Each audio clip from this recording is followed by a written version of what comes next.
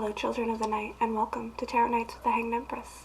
Here we do shadow work following the moon, and we are moving on up into Pisces moon energy. We are all collective all of the time.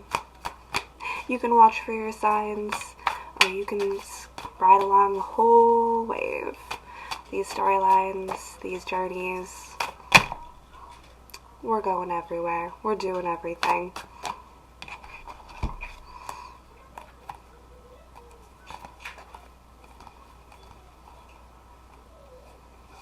Flip dropped out all on its head.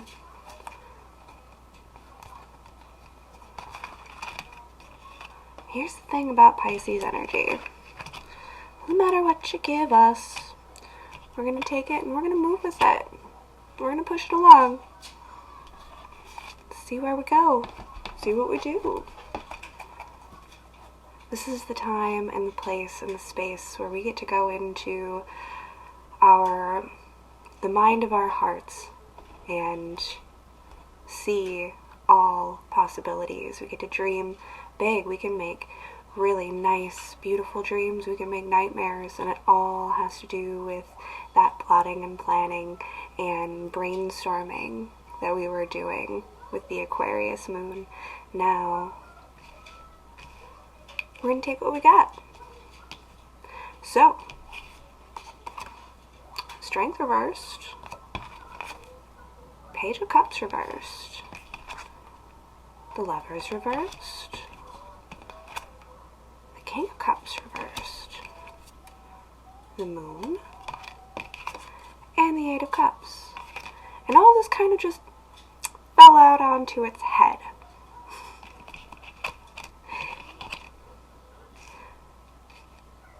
Why do I have this image in my head right now, in my mind's eye, of a baby just dropping out of crotch onto the floor? Like I didn't know I was pregnant type situation. I didn't even know that all of this was underneath. I didn't know this was coming. I didn't know this was growing. What do you mean?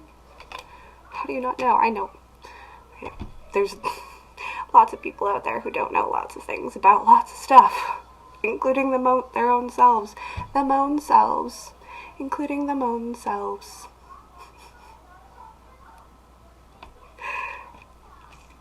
But that's why this open, flowy, movable Pisces energy is so helpful at this time, because it all gets to come up and we get to move it around, stir it up into the pot.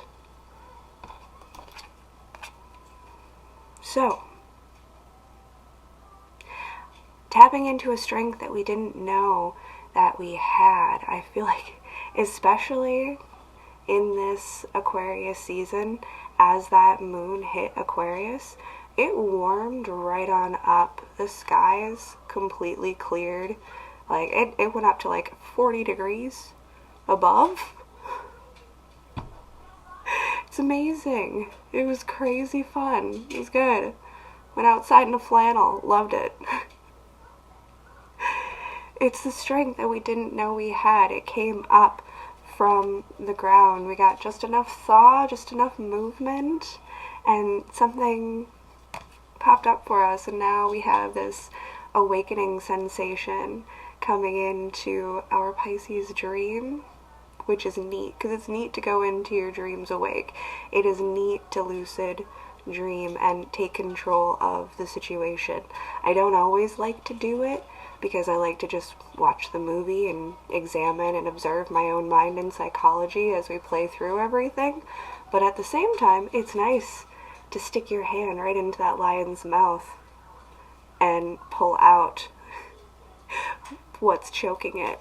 You know what I mean? Like, you can actually see the representation of the thorn in that paw, with that thing that's got you hurt, and interact with it now. Oh, what if we pull this out? Now how does the dream go? What changes? It's a nice experimentation place where we get to practice. And that doesn't just go for actual, like, lucid dreamers, by the way. That, I hope, is going to be taken into application of your waking life and thoughts and emotions as well. We have the Page of Cups and the King of Cups, and what's betwixt between is the Lovers. Having them in the same suit puts me in this place of connection and perhaps emotional maturity in a relationship, and how these two characters could work together as a team. Now, I see this taking a different turn, but I want to work with this energy here for a moment and speak on what could be done in this King of Cups, Page of Cups situation. You see, this Page of Cups is a little youthful. She's a little bit of a hopeless romantic. The book defines this character as having a quotation of, "Juliet was a poser. She didn't even know what real love was," kind of vibe. Like,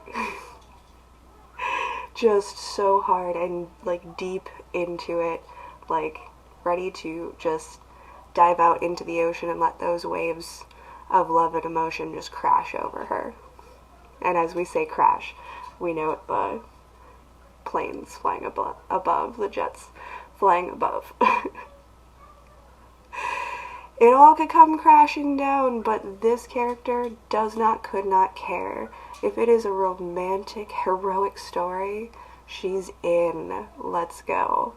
And that is a bit careless, but at the same time, if the heart is in the right place, and if the heart of this King of Cups is in the right place, and he truly is in a position of being an actual king for this page, in a relationship type situation, this character can offer guidance for this character. He has to offer understanding, patience, forgiveness, and the willingness to teach. Just as much as this one has to have the willingness to learn how to temper, control, and navigate these waters better. So even though it looks like a power imbalance, there is a way to make this dynamic work. However, under the moon and the Eight of Cups, no, I mean, there's ways that you could do it, but are you really willing? Are they really willing? Are we gonna end up having to, like, just walk away from this whole thing and just, you know, take this one on the chin, like, man, that could have gone right, but it did not, type situation? And all of this is down below. This is what lies beneath that surface. But we get the opportunity to examine and observe this from all perspectives with good mutable energies.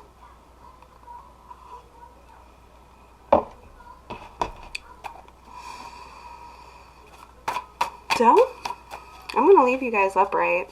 I know it was just like a little baby that fell out on its head, but it's, you know, did we bust its skull and smash it, or is it gonna be fine? Love's tough. Love's tough in both of the ways that it can be taken. Knight of Pentacles, Three of Cups.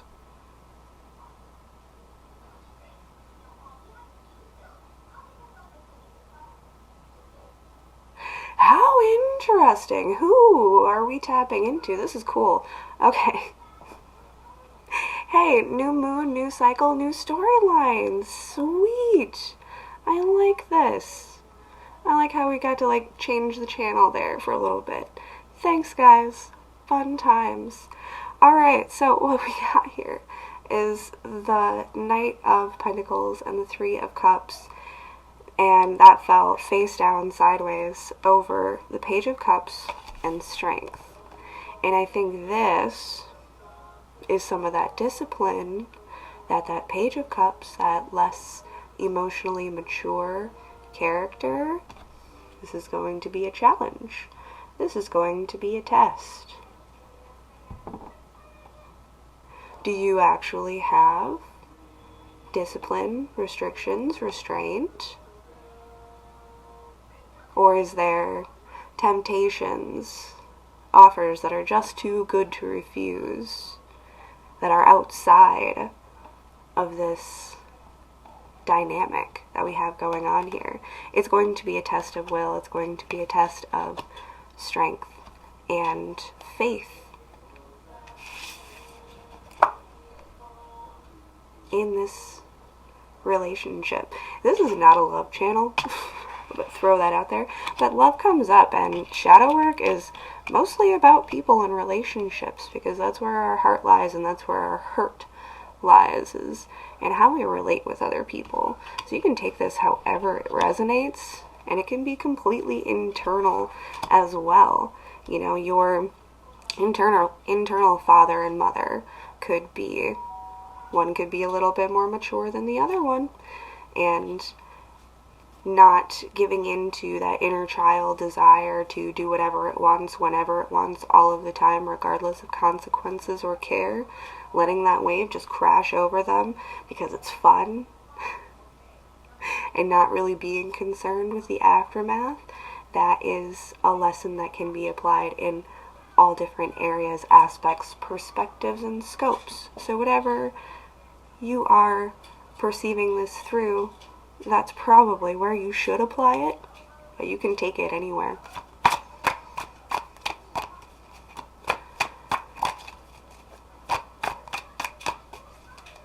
Oh, we're still waist training, by the way. Just speaking of restrictions and boundaries, we're gonna might put something together about that. I think that an understanding of the correlation of applying physical restrictions and boundaries, and how that can be applied to the mental, emotional, and spiritual aspects as well. Thank you, Queen of Wands, for illustrating my point. This coming out on the side of the King of Cups. And I don't know, it actually kind of came out onto that Eight of Cups and Moon situation, and I think that, yeah, it's, like I said, it's still up in the air. It's still kind of floating out there. We're not really sure what to do with this, but there is, and could be, good discipline and understanding and compassion applied to this situation in just such a way that the Queen of Wands can illustrate for us, because she has that feminine energy about her, but she still understands discipline. She still understands restriction and restraint, but she offers it with compassion and understanding for this other person. Oh, you're struggling with this. I understand, and this is how we correct that behavior. Notice the crop. We will direct. We will point you in the right direction. We will get you on the path. The Tower. The Tower. Okay, then there could be a lot of rebellion. Maybe that's not what anybody wants to do. It might blow up in your face. But if it blows up in your face, well, that's a learning lesson for you, isn't it? That is how we explore, expand, understand ourselves, and how we want to conduct ourselves in the situation, and how we want to see things play out for us. And if this isn't it, then it won't be met with reciprocity and understanding. But if it is, it will. It doesn't have to go in the way of the negative or the toxic. Each participant is responsible and accountable for their own negativity and toxicity. There's a way to apply discipline that isn't abusive. It's not abuse. She's not beating the crap out of this horse for fun or because she can't get it to do what she wants it to do. She's giving it a gentle reminder. Hey, focus up. Get back on the path. Get back on the track. If you don't, you could break a leg. That's rocky terrain over there. That is questionable activity over there. That could get you and a lot of other people into some trouble if you keep engaging in this way. That doesn't mean that we have to come down harsh, hard, aggressive. Like even the masculine is represented in that cups of emotional maturity. Understanding how to contain their own emotions so that they can teach and help the other person to contain and control their emotions, to learn how to better steady hold that cup. No one is born with that ability, and some people, like everybody's had their own trials, tribulations, and challenges that have shaped their steadiness. But we can all be taught, and we can all learn, and we can all grow. What is this? I kind of want these two. I told you, nothing is set in stone. Nothing is set in stone. Everything is still hanging in the balance. The Hanged Man in Judgment, it's still hanging in the balance. No judgments are being made. The actions have not been carried out. There's still hope and opportunity for people to do the best or worst or kind of okay things in this situation and scenario. And however it plays out is however it's going to play out, and it was meant to go that way, based off of the energies that were present. What's the weight? What's the thing we're weighing? What's hanging in the balance? What's dropping? What's dangling? The Ten of Pentacles, the house, the home, the space of your own, the story arc of a lifetime, a union of stability, structure, and a choice, a commitment to move forward in these ways is what hangs in the balance. Again, this is your opportunity. This is their opportunity. This is everyone's opportunity to apply grace, understanding, and not express toxically. Not overindulge or push ourselves into spaces and places that we have no business being in. Walking our own path. Doing things the way that we know is right for us. And by holding your ground, keeping yourself steady, keeping yourself on that path, that is how we align. If you're not acting the way that you want to be acting in a situation, why are you getting so mad that the other person is acting wrong? Right? It's give, it's take. You swing this way, I swing that way. If you slap me in the face, I'm going to slap you in the face too. We're going to come back.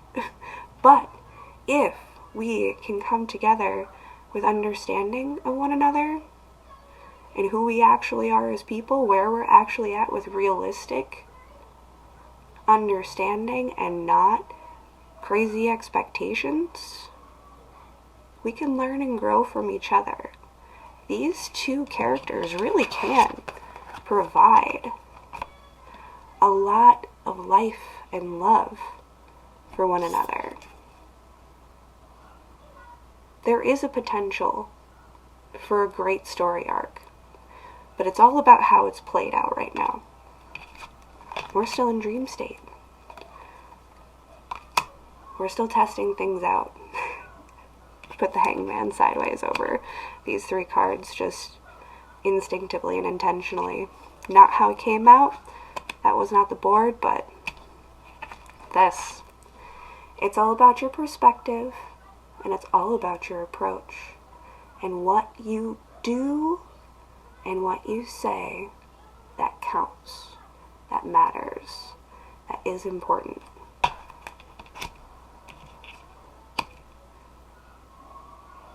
So work it out or let it fall apart. Like I said. I also structured Judgment next to the moon and dropped the Tower over it. Because whichever way it falls is going to be for your better best. It's going to be a lesson. It's going to show you what it is that you do want and how you do want to get this. If this isn't your act, if this isn't your stage, you can step off. Move to the next one. Pick the next role. Make sure it's in your best character. And make sure that you're presenting yourself as authentically as you can. With all of your flaws and all of your strengths, we can work together.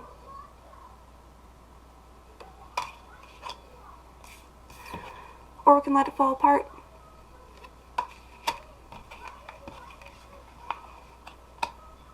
Choose. You can do great, kids. You know what to do. You know what's best. Trust your own inner guidance.